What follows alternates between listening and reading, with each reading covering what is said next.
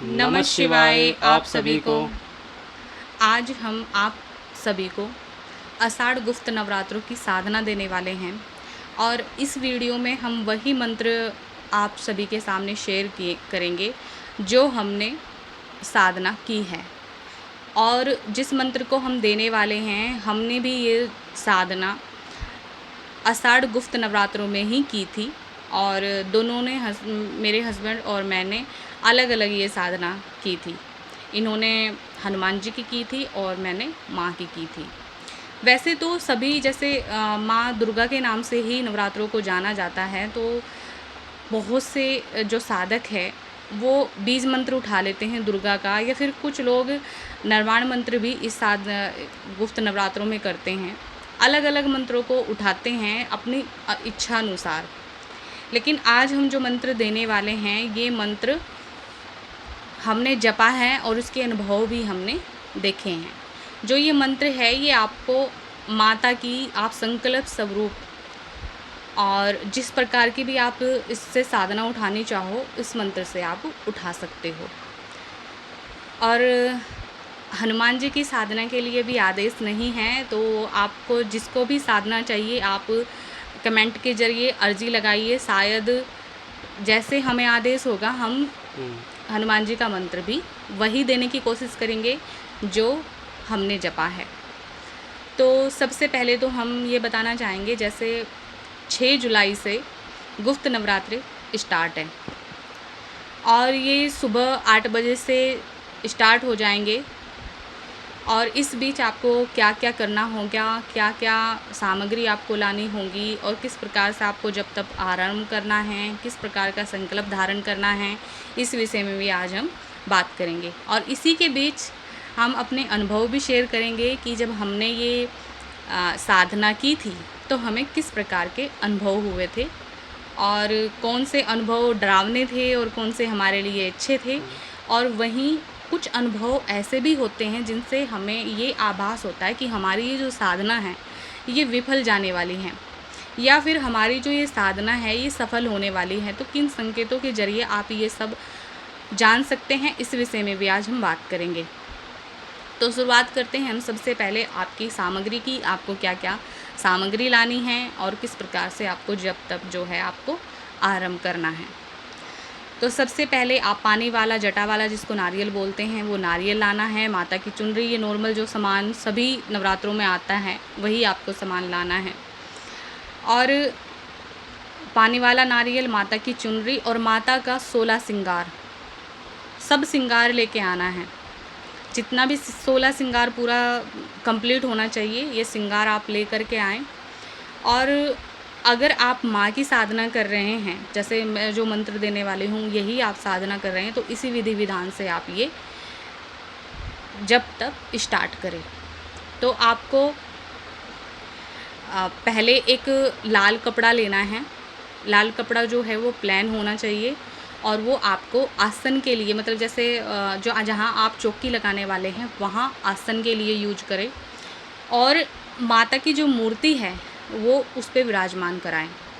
फिर उसके बाद आप वहाँ पे कलश स्थापित करें।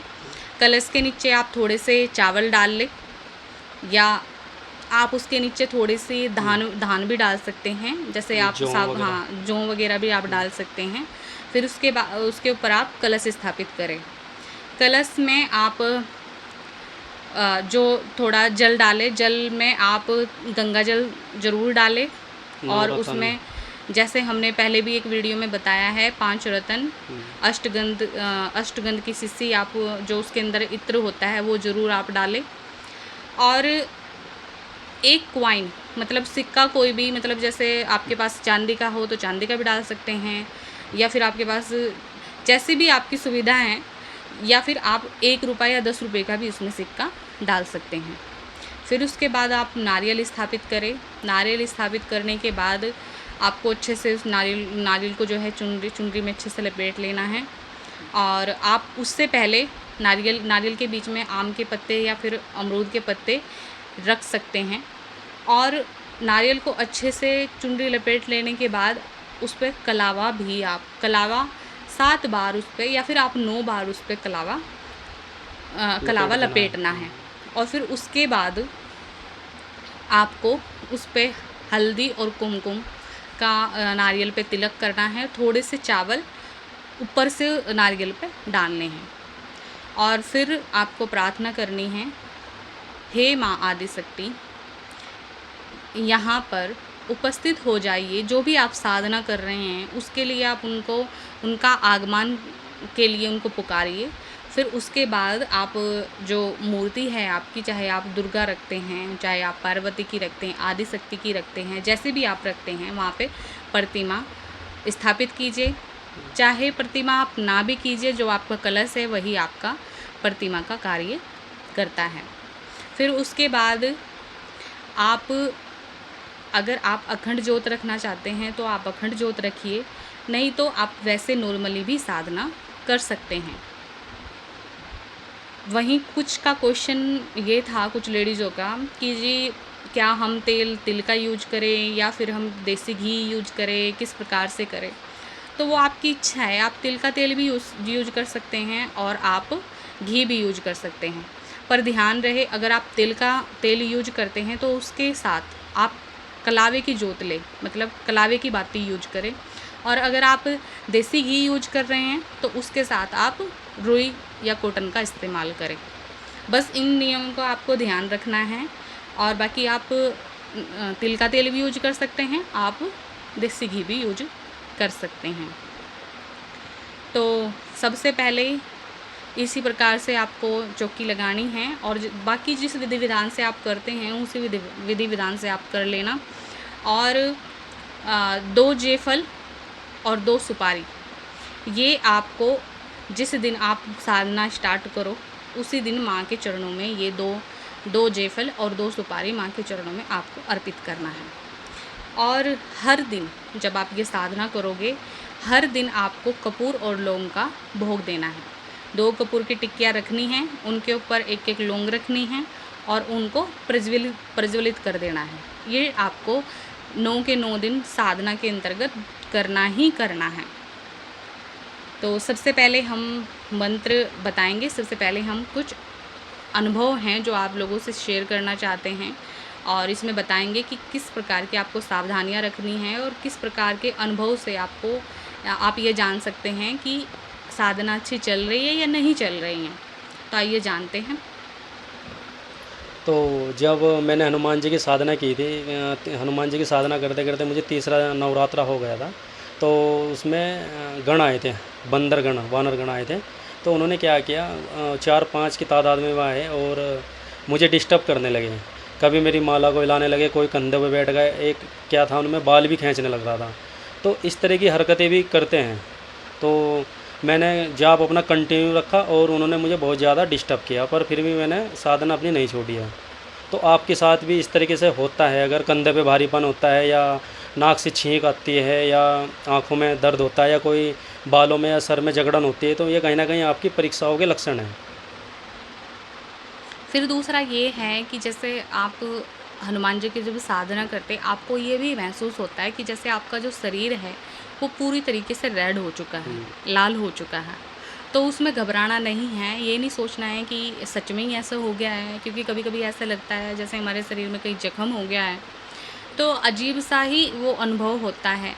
तो जो भी इस नवरात्रों में हनुमान जी की साधना कर रहे हैं तो उनकी साधना अगर अच्छी चल रही है तो ये अनुभव बहुत जल्दी होते हैं। कुछ लोगों के साथ या कुछ साधकों के साथ ऐसा भी होता है जब वो हनुमान जी की साधना करते हैं, साधना जैसे वो पूर्ण सिद्धि की तरफ जब वो बढ़ते हैं, पूर्ण सिद्धि जब उनकी बनने वाली होती है तो उनका मुंह जो होता है वो अपने आप ही फूलने लगता है, जो उनके गाल है वो अपने आप फूलने लगते हैं और फूलने के साथ साथ एक आवेग उनके शरीर में महसूस होता है। पावर का। हाँ, तो ये भी अनुभव हनुमान जी की साधना में होता है। तो वे देखने में जो बंदर है ना, जो जैसे हम देखते हैं उनसे बहुत ही लगते हैं। उनके अंदर जो है तेज बहुत ज़्यादा था, ऊर्जा उनके ओरा मंडल में, और उनका जो कलर था गोल्डन कलर के थे हमें देखने में। उनका तेजस्व जो होता है वो थोड़ा अलग होता है। हाँ। ये जो गण होते हैं ये हनुमान जी के गण ही होते हैं। लेकिन जब ये पूर्ण सिद्धि और पूर्ण परीक्षा के अंतर्गत जब आपकी सिद्धि बनने लगती है तो ये अनुभव होते ही होते हैं। ये अनुभव होंगे तब साधक की जो सिद्धि है वो प्रत्यक्षकरण में आए, यानी कि जो उसको जब अपनी आँखों से जो उसकी सिद्धि है वो दिखाई देने लगे, तभी ये अनुभव होते हैं। और ये सबसे प्यारा अनुभव भी हम कह सकते हैं, क्योंकि एक तो साधना करना, ये सोचना कि बस हमने जप किया, जितनी माला हमने करनी है उतनी माला की और हम उठ गए। लेकिन जब ये अनुभव होते हैं हमारे साथ, ये सब चीज़ें होती है, तो हमें उससे एहसास होता है कि हम सही कर रहे हैं या सही दिशा में हम जा रहे हैं, बढ़ रहे हैं। तो इसी के साथ अब हम आपको बताएंगे कि जब मैंने साधना की थी तो मुझे क्या अनुभव हुआ था। वैसे तो ये जो हमने जिस सिद्धि के लिए हमने साधना की थी, ये इतनी आसानी से हमें मिली भी नहीं थी। हम नवरात्रे करते रहे, तो हमारे तीसरे नवरात्रे में, मतलब हमने 2 नवरात्रे हम कर चुके थे, उन दोनों नवरात्रों में हमें कुछ प्राप्त नहीं हुआ। पूरे 9 दिन करके हमने साधना की। लेकिन जब हमने आषाढ़ का गुप्त नवरात्रे हमने आषाढ़ के जब किए, इसमें हमारी सिद्धि पूर्ण रूप से बनी थी। तो जो ये मैंने माता की साधना की थी, ये माँ त्रिकालेश्वरी की साधना थी। ये त्रिकालेश्वरी जो साधना, इसमें अनुभव पहले तो क्या होता है, इसमें शरीर के अंदर ऐसा लगता है जैसा आपका जो अनहद चक्र है वो खुल गया है, और उस अनहद चक्र में ऊर्जा का वास हो रहा है। और ऊर्जा इतनी गति से मतलब शरीर के अंदर आती है कि आपके शरीर को झटके भी लगते हैं। जैसे मतलब कभी कभी साधना में लगते हैं, तो कभी कभी ऐसा भी होता है जैसे आप सोए हुए हो या आप बैठे हुए हो या आप आराम कर रहे हो, तो तब भी शरीर को बहुत तेज़ झटका लगता है और पूरा शरीर आपका उस टाइम हिल जाता है। एक अंदर ही अंदर आपको भय उत्पन्न होता है, डर आपको लगने लगता है या घबराहट जैसा आपको होता है, और अंदर अंदर से आपके वाइब्रेशन होने लगती है। तो ये मुझे गुप्त नवरात्रि के जब हमने ये स्टार्ट किया, तो मुझे ये दूसरे दिन, नवरात्रि के दूसरे दिन मुझे घबराहट महसूस हुई, और उसके तीसरे दिन मुझे ये झटके महसूस हुए, और फिर ऐसे करते करते मुझे 9 के 9 दिन अनुभव हुए हैं। और हमने अखंड ज्योत करके ये साधना की थी। और जैसे हमसे एक साधिका ने ये भी पूछा था कि आपने उस टाइम क्या यूज किया था, तेल यूज किया था या घी यूज किया था, तो हमने तिल का तेल ही यूज किया था। और जैसे हमने ज्योत आपको बताई है, वही हमने ज्योत जो है कलावे की यूज की थी। और इस चीज़ को हम अच्छे से, जो आप अखंड ज्योत जब रखते हैं तो उसका पूरा ध्यान रखना होता है, और ये अखंड ज्योत है जो हम लेते हैं उसका संकल्प भी धारण करना पड़ता है। तो अनुभव हुआ उस बीच, जिस दिन मैंने ये झटके महसूस किए, तो जब झटके महसूस मैं करती थी, मेरे को बहुत कभी कभी वीकनेस भी महसूस होती थी। ऐसा लगता था जैसे मैं अंदर ही अंदर कमज़ोर हो रही हूँ, या फिर शरीर बहुत ज़्यादा गर्म रहता था। और कभी कभी तो ऐसा होता था कि कुछ मुंह से शब्द निकल जाते थे और पता ही नहीं चलता था कि मेरे साथ हो क्या रहा है। तो ऐसा नहीं है कि ये मेरे साथ ये अनुभव पहले कभी, ये घबराहट वाले अनुभव मेरे साथ पहले हो चुके थे, तो अब ये अनुभव नए, मेरे लिए अनुभव ये पुराने थे, या मेरे साथ ये पहले कभी हुआ, ये मेरे लिए नए अनुभव थे। तो नए अनुभव होने के साथ साथ ये जो प्रक्रिया है जितनी मेरे साथ हो रही थी, ये सब की सब प्रक्रिया एक अलग ही तरह के, एक अलग ही अनुभव, मेरे लिए नई ही बात थी।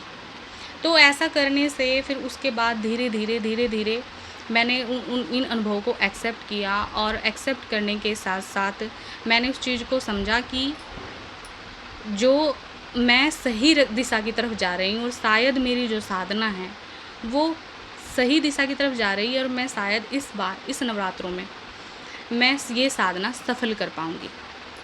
लेकिन एक दिन ऐसा अनुभव हुआ कि वो बहुत डरावना मेरे लिए अनुभव था, और उस टाइम पे मैंने जो मेरी हिम्मत थी, जो मेरा साहस था, वो पूरी तरह से डाउन हो चुका था। पूरी तरह से मैंने अपने हाथ खड़े कर लिए थे कि मैं नहीं कर पाऊँगी। वो अनुभव ऐसा था कि मैं जप कर रही थी और जप करते करते रौद्र रूप में माँ मेरे सामने, जहाँ मैंने नारियल स्थापित किया हुआ था वहीं पर मेरे सामने माँ एक ऐसी मुद्रा में मेरे को मतलब नज़र आई कि जो उनके बाल थे वो बाल खुले हुए थे, और बाल खुलने के साथ साथ वो मुझे ऐसा लग रहा था जैसे वो क्रोध रूप में हैं, और इतना क्रोध है उनके अंदर कि शायद मैंने या तो कुछ गलती कर दी है इसलिए क्रोध है, या फिर मुझसे कोई त्रुटि हो गई है इसलिए क्रोध में है। और उन्होंने क्रोधित रूप में मेरे को दर्शन दिए, और आज भी जब मैं वो अनुभव याद करती हूँ तो मैं अंदर तक हिल जाती हूँ, मुझे अंदर तक वाइब्रेशन महसूस होती है। जो अनुभव हुआ था उसमें मेरे को माँ भैरवी नज़र आई थी, और नारियल का, मुझे उस टाइम पे नारियल का कुछ भी, नारियल या कलश कुछ नज़र नहीं आ रहा था। खुली आंखों से दर्शन खुली हुए थे। आंखों से ही मेरे को दर्शन हुए थे।